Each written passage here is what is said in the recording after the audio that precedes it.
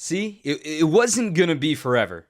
The losing streak ends at 8. I'm a golfer, right? It's a snowman. You put down the snowman on the card, and you move on. Happy Monday. Let's jump into Locked On Brewers. You are Locked On Brewers, your daily Milwaukee Brewers podcast. Part of the Locked On Podcast Network, your team every day.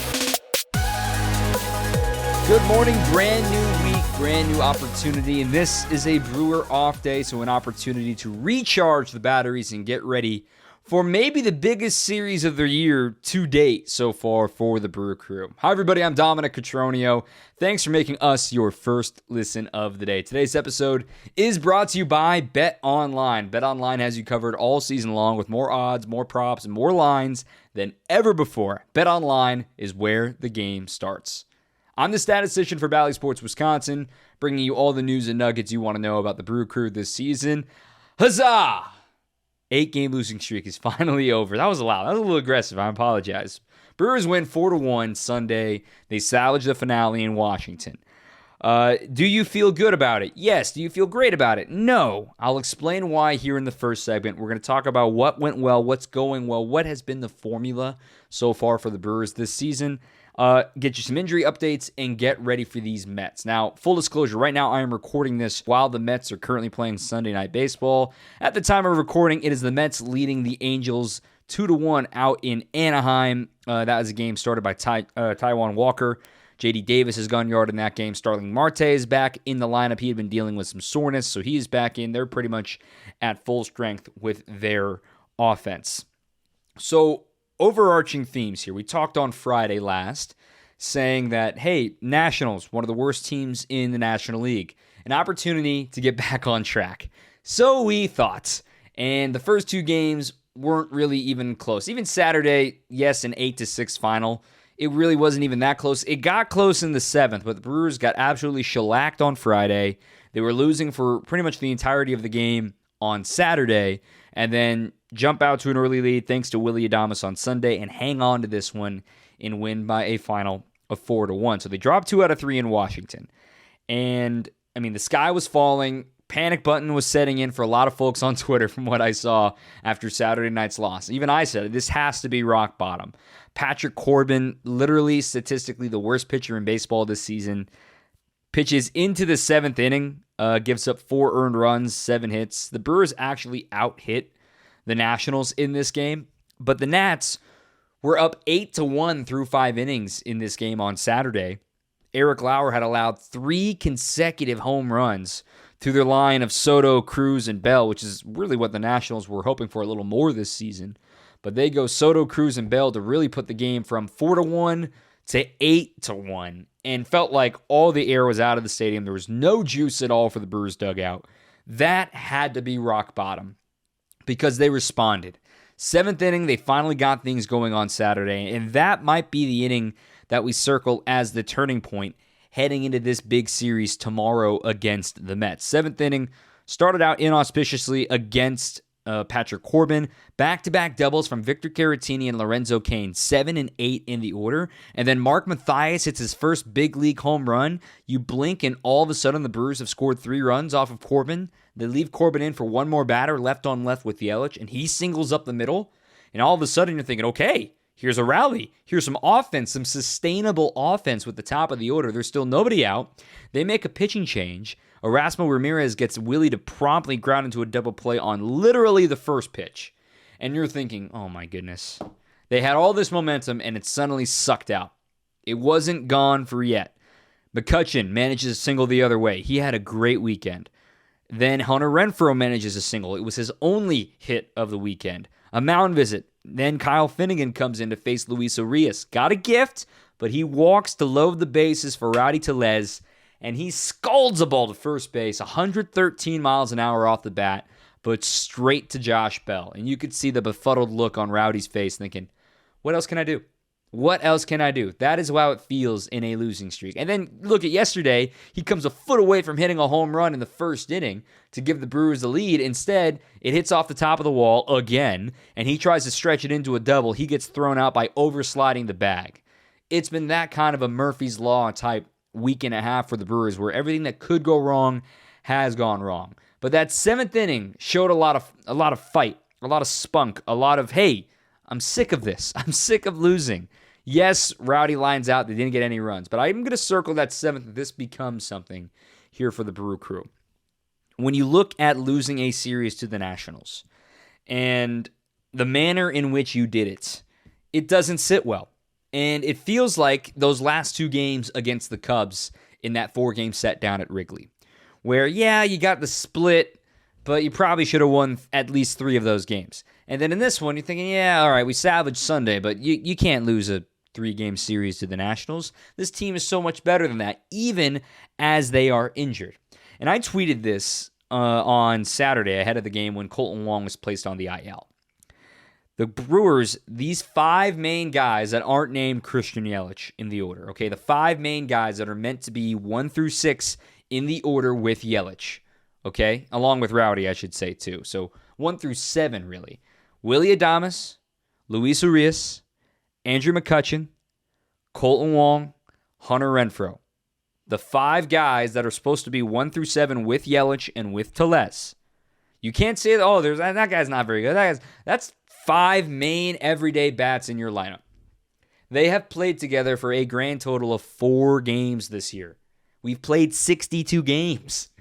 You have had all 5 of those guys active. Yelich hasn't really missed a game. Rowdy hasn't missed a game. And until Wong had gone on the IL, he hadn't really missed a lot of extended time. He's gotten days off here and there, but to have multiple long stints on the injured list, and injuries happen. I'm not making it an excuse. David Stern said so as well. He's on this road trip right now with the Brewers. Injuries are going to happen. I'm not saying that's the only reason the Brewers are losing games. But you can sit back and say, well, they're just not quite healthy yet. They haven't reached their full potential. Is their floor better than most teams? It should be. But you can't grade the team based on, Mark Mathias and Pablo Reyes stints playing starting games for the Brewers during stretches. Let's also be honest. They caught the Phillies at the worst possible time. They were the hottest team in baseball. They caught the Padres coming off of 2 walk-offs out of homestand. They were getting hot. Bad timing on both of those. Not an excuse, but you need to play better against those teams. They did not really put up a fight at all in some junctures of this last homestand and even on Friday against the Nats. Do you feel better about getting a win on the Happy Flight? Yes. Is this team ready to show against the New York Mets, also a team dealing with injuries? No Jacob deGrom, no Max Scherzer. Just mentioned that Starling Marte is back. But this offense is legit. It's one of the best offenses in the National League. So they've been overcoming their shortfalls in the pitching side of things without having 2 of the best pitchers in baseball, with deGrom and Scherzer available to them for most of the season. You won't see them, obviously, this series. Scherzer's throwing bullpens. We'll probably see them in September when they come to American Family Field. But when you're looking at National League rankings right now, again, the Mets are currently playing right now, but these numbers aren't going to change too much. The Mets lead the National League in batting average as a team, 265. They lead as a team in on-base percentage, 335. They're in the top 4, I should say, in slugging at 407. Their OPS as a team is third in the National League. No, scratch that. Tied for second in the National League. An OPS of 742, only trailing the Dodgers and tied with the Braves. This is a tall task, and you've got a good pitching matchup lined up for you to see how you can neutralize these bats. You're seeing one of their main guys in Chris Bassett coming up tomorrow. Can you steal 2 out of 3?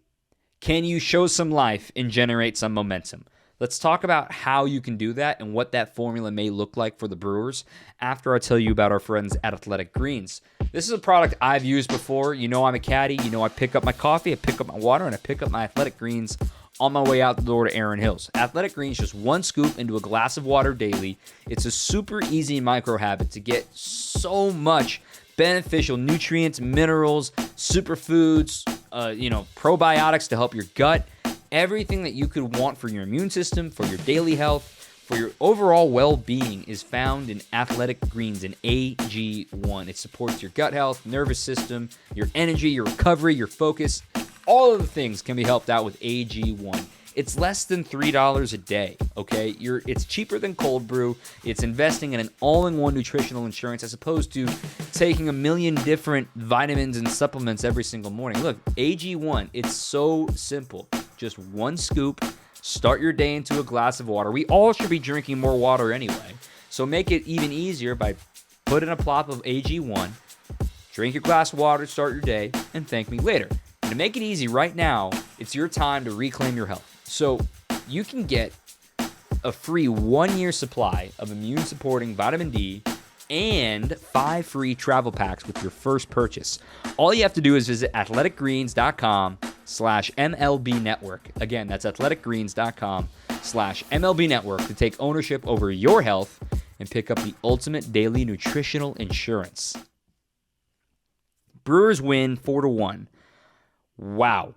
Willy Adames is starting to arrive again. He hit his second home run since returning off the IL, and it was a smash to left center field in the third inning into the bullpen. Willy, both of his run-scoring hits came with 2 outs and 2 strikes against him. When this dude works a count, when he's fouling off pitches, when he's getting locked in, don't forget about that finale against the Phillies. He saw, 37 pitches in his 4 at-bats against the Phillies? He had the 13-pitch marathon. He had a 10-pitch marathon. When he gets in these marathons, he's getting locked in. He's getting better. When he swings wildly at the first pitch, he hasn't been doing a lot of damage when swinging at the first pitch. Now, he does it quite a bit, but maybe he's a guy that can afford to be a little more selective and try to seek out his pitch. Because that was a great at-bat, 2-2. He'd fouled off a couple of pitches. Christian Yelich was over there at first base, toying a few throws over his way, being a distraction. But you look at the numbers this year for Willy Adames. When he swings at the first pitch and puts it in play into fair territory, he is hitting .250, okay? But he has swung at the first pitch 65 times. He's only put it in play 24 of those 65 times. So when he swings at the first pitch, no matter if he puts it in play or the at-bat continues, okay? When Willy swings at the first pitch, whether he puts it in play or it's a swing and miss, he's hitting just 145. But when he lets the at-bat grow, he has a chance to maybe generate something. Heck, with a 1-0 count, when he's ahead in the count, it's, common sense that a hitter's going to have the advantage when they're ahead in the count. But Willy, even with an even count, is hitting just fine. He's hitting .268 with an even count and an .822 OPS. When he's ahead, he's got a .959 OPS. 3 of his home runs have come when he's ahead. 4 of them have come when he's even. He's hitting just .094 when the pitcher is ahead. Maybe he needs to take a few pitches, be a little more patient. That's what I would say. So when he gets these 2-strike hits, you know what's in there. You know that clutch gene is in there for Willy Adames, ringing the bell, gets the weight off the shoulders. The Brewers did not relinquish their lead in this game. They had their first 3-run lead in the month of June. They hadn't had a 3-run lead since May 30th in Chicago, which they promptly blew in the bottom half of the 6th inning, giving up 4 runs. That was that wacky outfield defense inning. You also can't lose sight of the bullpen in this game. The bullpen goes the last 4 1/3 scoreless. Tremendous work by them. Those last 13 outs, they came in the last 15 batters. Only 2 more base runners against the bullpen. And they had to come in early. Hobie Milner. This is time we talk about Hobie Milner. It's about dang time. Hobie Milner. We talked about him in the season preview stuff, talking about bullpen and that you want to have a left-handed option, a situational lefty like Hobie Milner, as opposed to Brent Suter. Because when you look at Suter, he can give you length. You don't want to turn and burn him in just 1 inning. And he can also mop up some things for you too. He can give you length when you need it. Milner is your situational lefty, which in my opinion, he is now also pitching in high leverage situations for one reason and one reason only. He's getting righties out. This was the biggest issue for Hobie Milner last season. Last year, remember, he was optioned 6 times up and down, trying to find what worked for him. Never pitching in high leverage. Last season, righties hit .361 with 8 homers off of Milner last season. Okay, 22 hits and 61 at-bats. This year, they've already got 64 at-bats, and they're hitting just .234. So a full nearly 130-point difference in pretty much the same sample size from last year to this year. He's getting righties out. And furthermore, he has 14 strikeouts against righties. He had 19 all of last season. And Hobie, to get out of all of these jams, he's going to face righties like he did in yesterday's game. Maikel Franco comes off the bench. You had to figure that was coming. A lefty was due up. Davey Martinez counters by bringing in a righty to face Hobie Milner, and Milner retires him with a strikeout. He did his job. He's getting righties out, and he's now a perfect 10 for 10 in leaving inherited runners stranded. He is taking over these high-leverage fireman innings for Trevor Gott while he's still on the injured list. Craig Counsell said at the start of the series, they are down 6 big league pitchers right now, and Hobie Milner is performing admirably to fill in for that role. No Trevor Gott, no John Del Gustave, no Jake Cousins, no Luis Perdomo, and then, of course, on the starting side, no Brandon Woodruff and no Freddie Peralta. What Hobie Milner is doing is earning respect. He's earning that opportunity to get out of jams and have high leverage chances. Very happy for Hobie Milner. He was the guy that actually set a big league record for the most games to have appeared in without actually having a decision prior to this year. His first 93 games from 2017 through 2021, he had not yet had a decision, and he finally earned a win earlier this year. That actually set a major league record, which is hilarious for Hobie. This season, Hobie now has 25 and 2/3 innings. He's allowed 21 hits. He's only allowed 7 earned runs, 8 walks, and now 19 strikeouts for Milner. He's doing his job. He's coming in, getting out. He's not going to strike out the side every other time, but he has come in, performed very, very well, even in the absence of the guys, the stalwarts like Trevor Gott, the stalwarts like, John Del Gustave, who have been pitching very, very well. So Milner, the only runs, he's allowed 1 earned run, and that was in the blowout loss against San Diego over his last, let's take a look here on Baseball Reference. Over his last 13 games, he's only allowed 1 earned run. He's allowed 3 runs overall, 2 of those the placed runner in extra innings, so it's an unearned run. Okay, those are almost impossible to get out of. Hobie's been great. Put some respect on his name. He's been huge for the Brewers as of late. Also, Devin Williams. 13 straight scoreless innings now for Devin. 4 hits, 3 walks, 20 strikeouts over this stretch. He gets another hold. He leads the big leagues in holds. That is number 19, if I'm not mistaken, pulling up the box score here. And that is that's the wrong day. Take a look. 1, 2, 3. And box score, live stat work here on the podcast. Number 14, for Devin Williams. Save number 19 for Josh Hader. And it's really nice to get 7, 8, 9, a clean sheet for those guys. Boxberger, a pair of strikeouts against the meat of the order, mind you. He gets Cesar Hernandez, Juan Soto, and Nelson Cruz. 1, 2, 3. Thank you very much. Devin Williams does his job, and then Josh Hader blows him away, strikes out the side, and was touching 99. He only needed 15 pitches, 11 strikes. Gets right back on track, right back on the saddle. Good for Hader to get things going. Overall numbers, we're going to look ahead of the Mets, and we're also going to get some injury updates. But real quick, over this series, Yelich in the leadoff spot for all 3 games. He went 6 for 14. He had a leadoff home run on Saturday, all for naught. But he is getting going like Craig Counsell wanted him to do. Figuring him leading off is going to see a lot more strikes. It's going to enable him to be a little more aggressive without the pressure of having to hit with runners in scoring position, because that's really taken a tumble for him as of late. Just get him on base, let his speed do the talking. So Yelich goes 6 for 14 over the weekend. It's a baby step, but it's a good step in the right direction. Andrew Mccutchen is getting warm again. He's 5 for his last 12 over this series, including the home run yesterday. That was his hardest hit and longest home run since joining the Brewers this season. 105 off the bat. Also hit it over 420 feet to deep left center. That was awesome for Kutch. Adames, his only 2 hits of the series came yesterday, and Renfroe's only hit came on Saturday. Those 2 guys are still trying to get warm and get some ABs in. They went a combined 3 for 26 over the weekend. So try to get those guys some more ABs as things move along. Brewers scored 4 runs. They're 27-7 now when scoring 4 runs or more. The magic number, we've been telling you all along, get the 4 runs, get to the chopper. They lost obviously on Saturday with 6. That was a weird game. See what they can do when they get to 4 runs more consistently and earlier in games. And they're now 24-8 when scoring first in the game. They scored first in the third inning. So the Brewers get things done, back on track. The losing streak's over. Are things perfect? No, but no such thing as perfect. A lot of season to go. 100 games to go, to be exact. And also, we got a big series coming up here with these Mets. Tell you about the Mets in a second. You can also learn about them yourself at betonline.net. That's your number one source for all your betting stats and sports information. They're one of the preseason favorites when it comes to futures for the World Series. The Mets, one of the best teams we talked about in the preview shows all offseason long. They're going to be the class of the National League along with the Dodgers of what's been going on there. But for the rest of the NBA Finals, of course, shout out to the Warriors, shout out to the Celtics, see what happened there.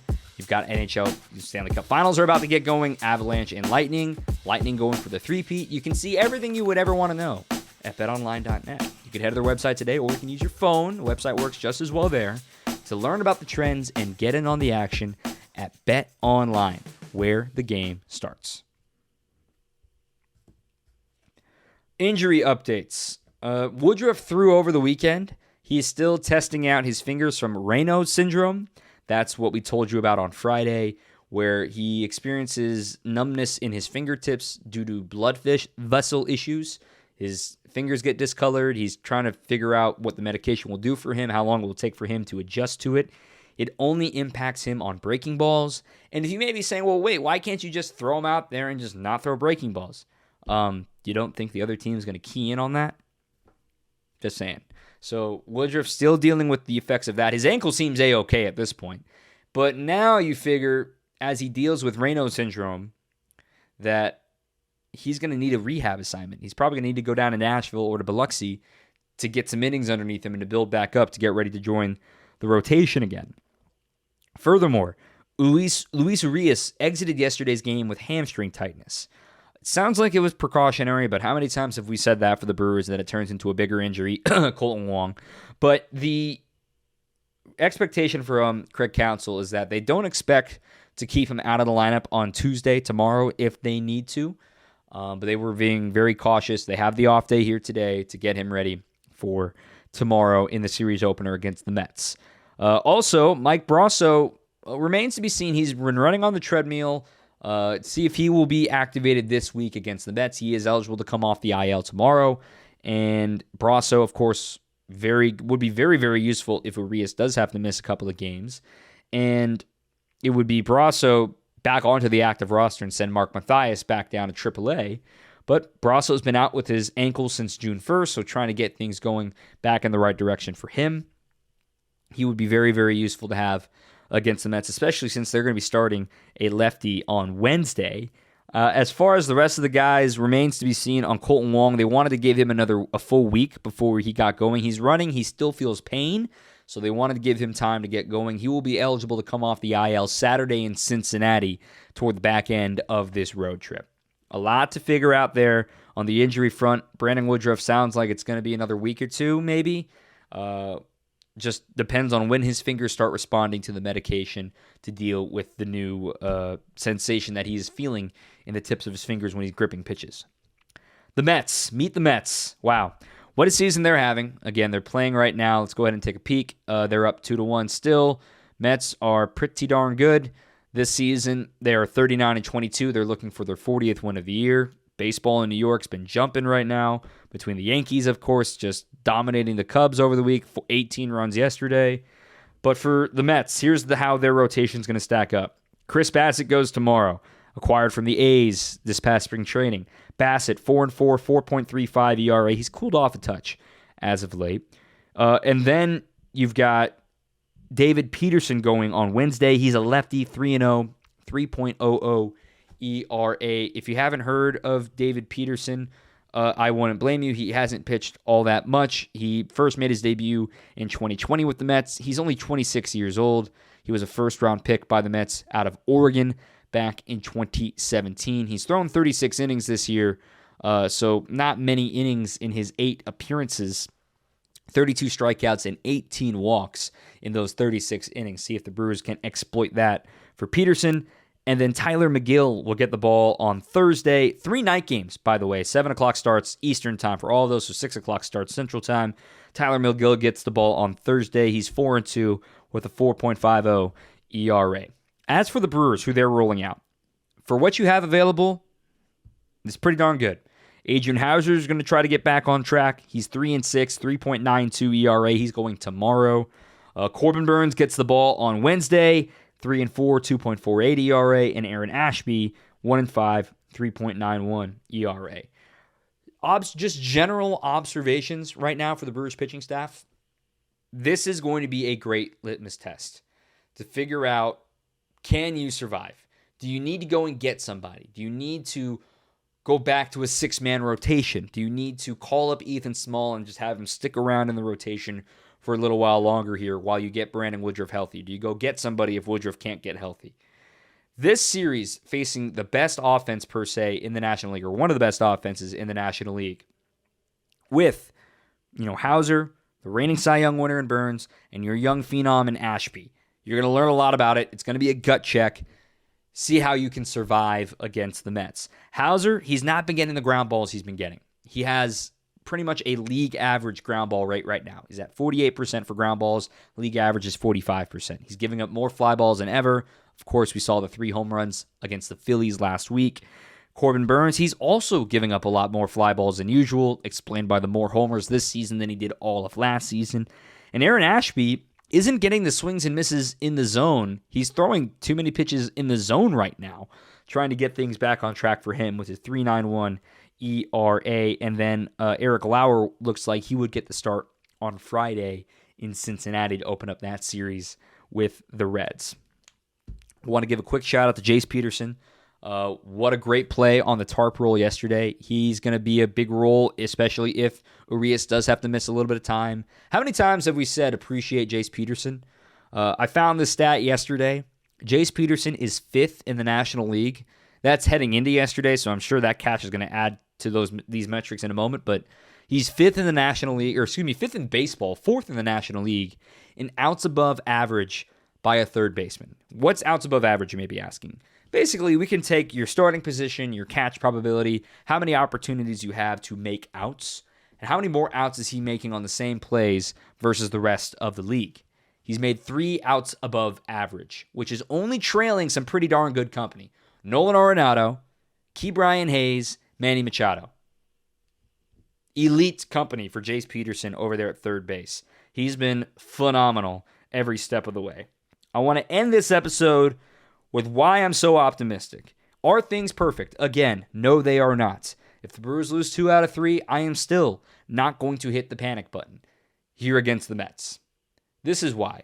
And the Cardinals fans who jumped in my mentions over the weekend, you need to realize that this is exactly the blueprint that the Cardinals laid out last season.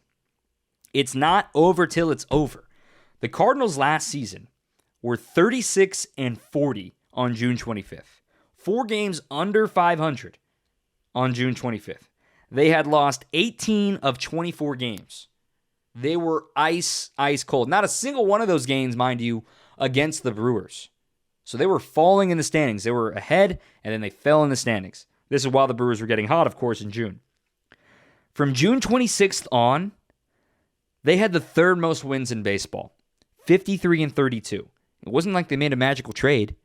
They were the same team. Arenado and Goldschmidt. O'Neill was getting hot. They were the same team. The Brewers obviously won the division, but they had to sweat it out a little bit with that 17-game winning streak by the Cardinals. The Cardinals won 21 of their last 25 games last season. That is why I am optimistic. It's June. It's only mid-June. Do I think this team is perfect? Do I think this team needs an addition? Absolutely needs an addition. It is not perfect. You want to figure out where it could fit. But let's be honest. We haven't seen this team as it was intended to be built yet. We've only seen it for 4 games. Every team deals with injuries. But if you can get healthy by August, by September, and have those guys I mentioned earlier, that your top 9, that your batting order will be pretty darn good. So imagine a lineup in August, in September, when you're finally healthy, as you would hope, that would sound like this: Colton Wong, Willy Adames, Christian Yelich, 1, 2, 3. Andrew McCutchen, Rowdy Tellez, Hunter Renfroe, 4, 5, 6. Luis Urias, Omar Narvaez, Tyrone Taylor, 7, 8, 9. That's a good lineup. It's not great. It's good enough to get 4 or 5 runs. Because if your pitching gets back on track, that's what you need. Do you want to go out and make a splash and ruin the farm system for 1 year, for one chase, when you're not healthy with your pitching staff? You be the judge of that. That's the decision that David Stearns and Matt Arnold and company are weighing right now, saying, well, you don't know how long Woodruff's going to be out. Peralta hasn't even resumed any sort of activity yet as far as baseball activities. He's just trying to get that shoulder ready to go for the second half of the season. You need to figure out, come August 2nd, what will the needs be? Is there going to be another massive injury going to happen? Is another guy going to be hot that you're saying, well, we're not taking that guy out of the lineup? It's a lot to figure out. But again, look at the calendar. It's June 13th. You've got 100 games to go. Okay, you're not even at the halfway point. Season's getting real now. You're facing a legitimate team in the Mets. This is that tough stretch in the schedule we've talked about over and over again. You've got the Mets now. You go to Cincinnati. Cardinals come to town next week for 4. You've got Tampa Bay coming up. You've got some playoff teams on the schedule coming up here. Can you survive? Can you make it to the All-Star break intact, getting healthier, trending upwards? Let's hope they hit rock bottom, and this is the start of the bottom of the valley, and it starts to rise back up to the other side of the canyon. A lot of season to go. Stay with me. Believe in the optimism. I'm going to stay optimistic because it's a lot easier to stay optimistic and say I was there the whole time than it is to check out and then tune back in and say, oh, I was with them all along. Yeah, I believe. You go through mood swings as a fan. I get it. It's part of being a fan. You want the team to perform. Just stay patient. Stay optimistic. Aaron Rodgers said it up north. RELAX. Relax. It's all going to work out. Shout out to Notre Dame. Shout out to Murph and shout out to Craig Counsell. That their former school knocked off Tennessee, #1 team in Super Regionals.